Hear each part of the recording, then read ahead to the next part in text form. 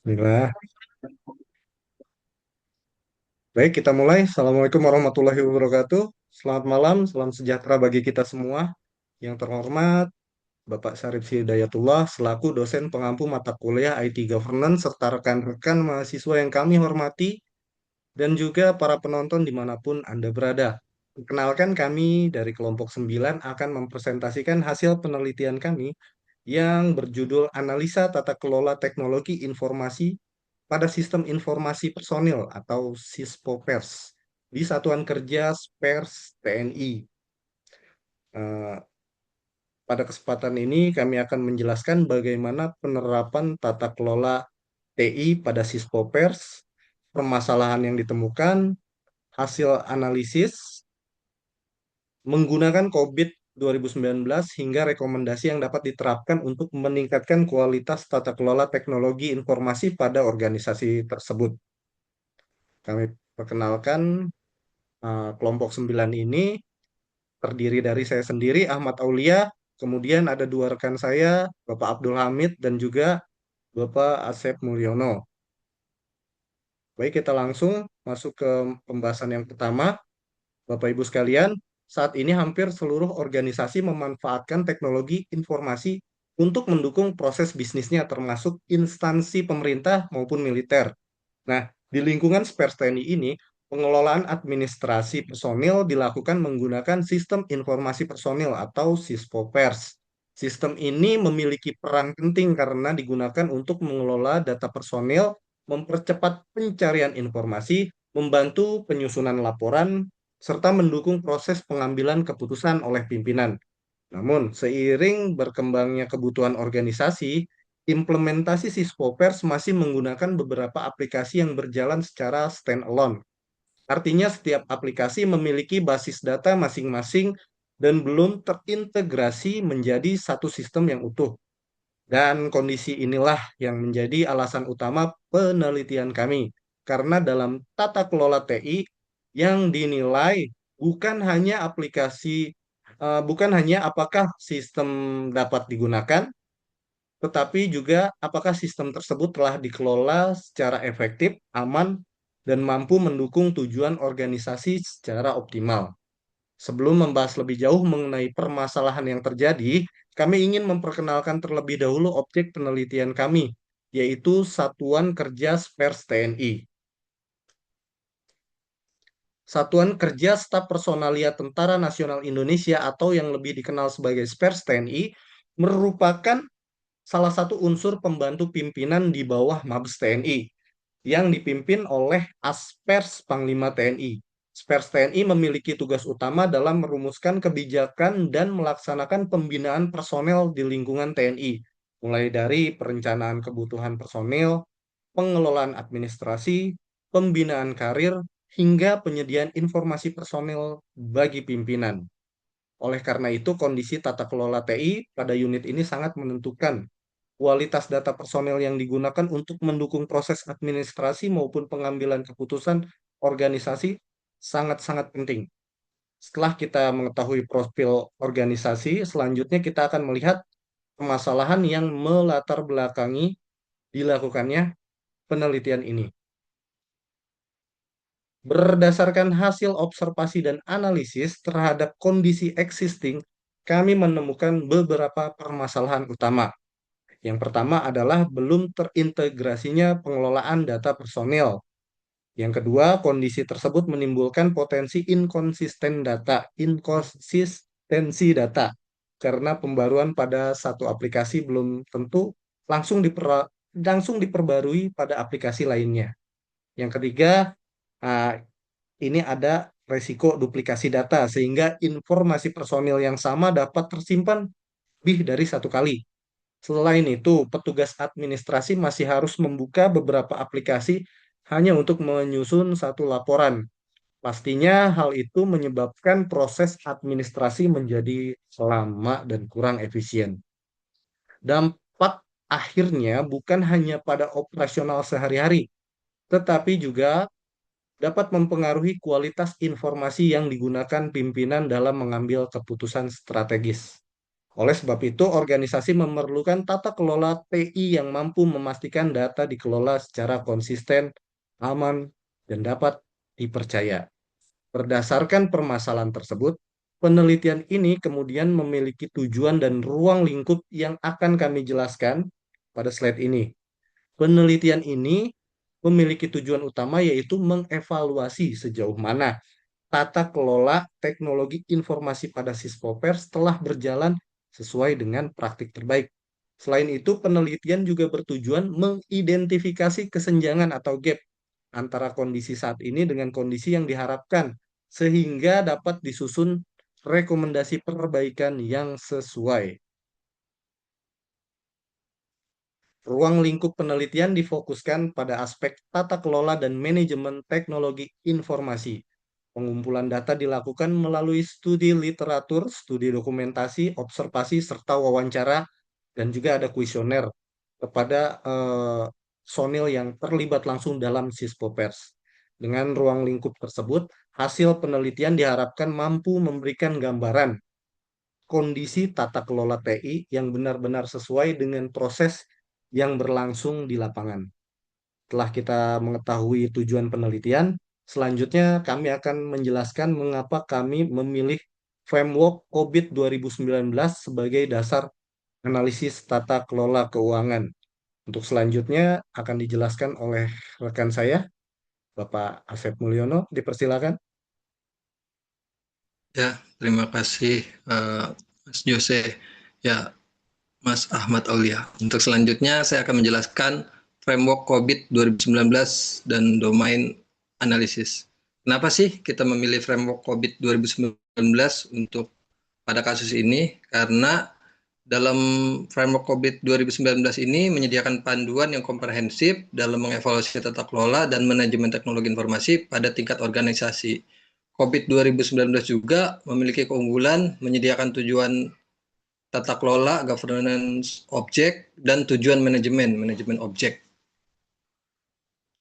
yang dapat disesuaikan dengan kebutuhan organisasi. Selain itu, framework ini juga mendukung penilaian kemampuan proses atau capability level, sehingga organisasi dapat mengetahui tingkat kematangan pengelolaan teknologi informasi yang dimiliki, atau uh, mendukung penilaian tingkat kemampuan proses capability level yang fleksibel. Terus domain apa aja sih yang kita analisis? Yang pertama EDM 03 Ensure Risk Optimize. Itu evaluasi pengelolaan risiko IT. Jadi kita mengevaluasi pengelolaan risikonya, bagaimana organisasi mengidentifikasi dan mengelola risiko yang berkaitan dengan penggunaan sistem informasi personil atau Sispopers. Kemudian AP013 Manage Security untuk menganalisa kebijakan dan pengelolaan keamanan informasi dalam mendukung perlindungan data personil. Kemudian BAI 03 Management Solution Identification and Build untuk mengevaluasi bagaimana solusi teknologi informasi dirancang dan disesuaikan dengan kebutuhan organisasi.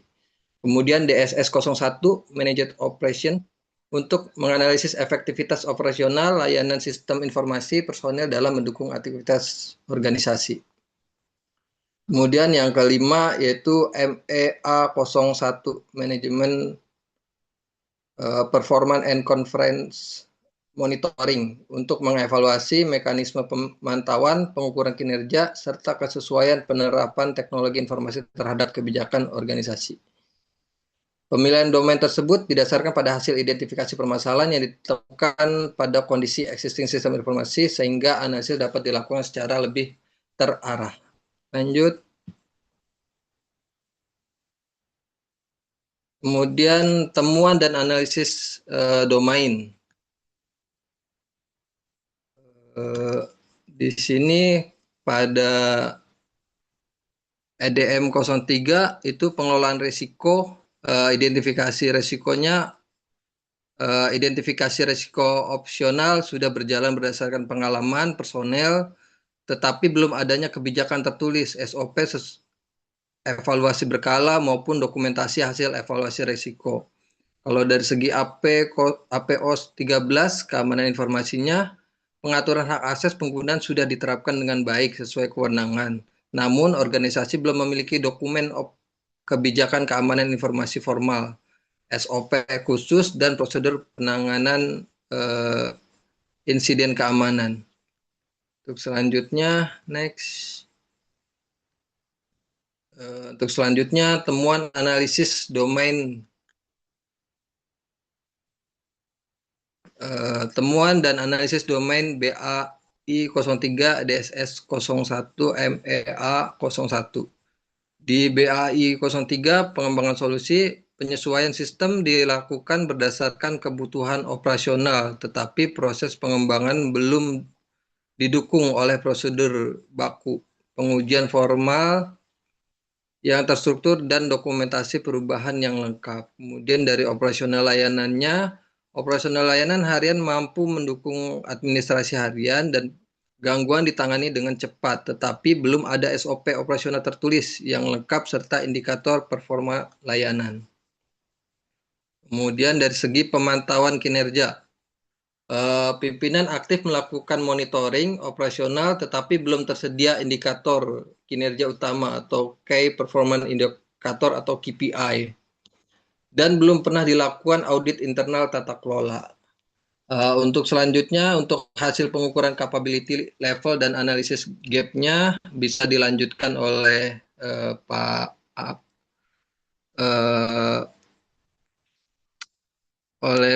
Abdul Hamid. Untuk selanjutnya kami Oke, terima kasih. Oke, penjelasannya sebelumnya. Selanjutnya, menjelaskan tentang hasil pengukuran capability level dan analisis stepnya. Yang pertama, kita menjelaskan bagaimana kondisi saat ini atau current capability. Kelima domain yang berada pada level 1 atau performance proses, artinya aktivitas tata kelola telah dilakukan dan mencapai tujuan operasional, tetapi masih bergantung pada individu atau pengalaman personal dan belum terstandarisasi. Di sini, karena di satuan pers TNI untuk pergantian atau mutasi personal itu sangat cepat, jadi begitu sebulan sekali atau tentu pasti ada pergantian personal. Nah, di sini personel yang sudah menguasai sistem informasi personal tersebut yang sudah terbiasa menggunakan, nah tiba-tiba diganti dengan personel yang baru. Nah, ini kan tentunya ada apa namanya, ada pergantian bagaimana pengelola si pengguna baru ini untuk menguasai sistem tersebut. Ini untuk penyesuaian yang berlanjut. Jadi seperti itu. Kemudian untuk analisis gap-nya, terdapat kesenjangan sebesar satu level pada seluruh domain yang dianalisis. Nah, tadi setiap apa namanya poin-poin yang dianalisis itu terlihat ada satu level di atas gate-nya.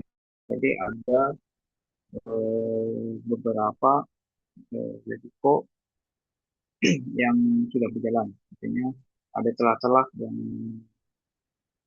mesti harus diperbaiki. Kemudian ada expected capability atau target organisasi. Untuk targetnya ditargetkan mencapai level 2 atau mindset proses. Artinya seluruh proses di masa depan harus direncanakan, dipantau, dikendalikan, dan dikomunikasikan secara formal. Jadi ini perlu ada panduan yang sudah standar. Artinya ada manual book atau buku petunjuk cara penggunaan siswa tersebut sehingga jika ada pergantian personil baru itu bisa dipelajari lebih lanjut. Oke, selanjutnya next. Nah, setelah dianalisa dan ditemukan beberapa poin temuan yang kita dalami, nah di sini ada rekomendasi perbaikan tata kelola. Ini ada 3 poin yang kita langsung. Yang pertama dari sektor risiko dan keamanan atau kode EDM 03 dan APO 13. yaitu menyusun kebijakan manajemen risiko TI tertulis atau manual book yang kita jelaskan sebelumnya, yang kemudian menerbitkan dokumen regulasi keamanan informasi serta membuat SOP penanganan insiden. Nah, itu sudah dirangkum, nanti dibuat satu buku besar, buku panduan bagaimana kita mengelola teknologi informasi yang kita sebut Diskopek itu, untuk bagaimana kita memanajemen, meningkatkan keamanan sampai perbaikan perbaikan dan update dari sistem informasi tersebut.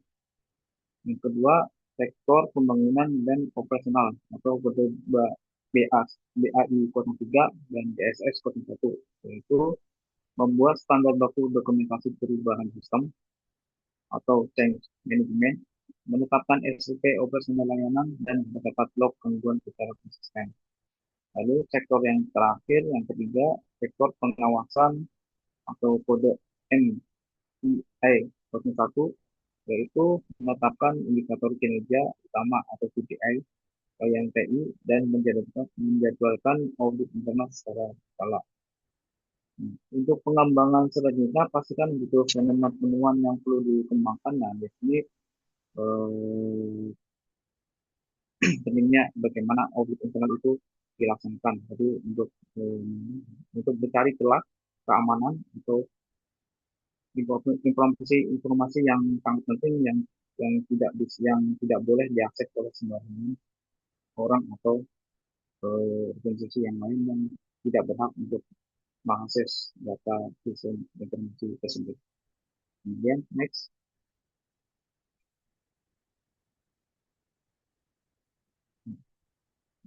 Setelah kita merangkum, nah ini ada beberapa kesimpulan dan saran yang kita sudah rangkum.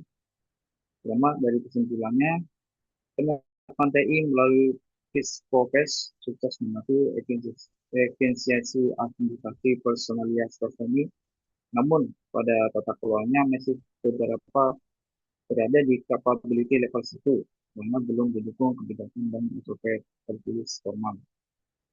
Untuk saran untuk organisasi dan unit TI, segera susun dokumen regulasi internal, yaitu kebijakan, SOP, dan KPI, lalu meningkatkan kompetensi sumber daya manusia lewat pelatihan tata kelola atau keamanan TI, dan dilakukan dokumentasi proses terintegrasi. Lalu ada saran untuk agensi dan TI selanjutnya, yaitu memperluas cakupan domain COVID 2019 lainnya seperti manajemen perubahan atau insiden, atau mengombinasikannya dengan standar ISO atau IEC 2701 dan ITIL 4. Next. Demikian presentasi dari kami. Kita kembalikan ke moderator. Terima kasih Bapak Abdul Hamid dan juga Bapak Asep.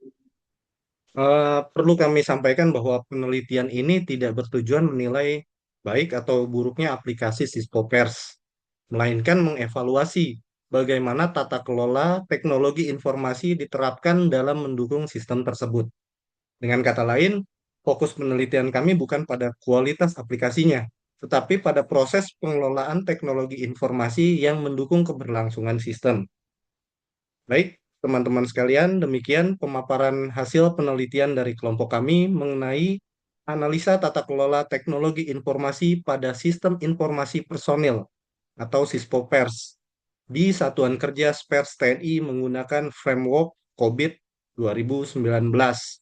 Apabila rekan-rekan ada pertanyaan, kritik, saran, usul, dan masukan, kami sangat mengharapkannya. Silakan tinggalkan eh, saran tersebut di kolom komentar. Apabila teman-teman suka dengan video ini, silakan klik like. Dan apabila video ini dirasa bermanfaat, boleh di-share sebanyak-banyaknya kepada teman-teman yang lainnya. Sekian dari kami. Terima kasih atas perhatiannya. Wabillahi taufiq wal hidayah. Wassalamualaikum warahmatullahi wabarakatuh. Selamat malam.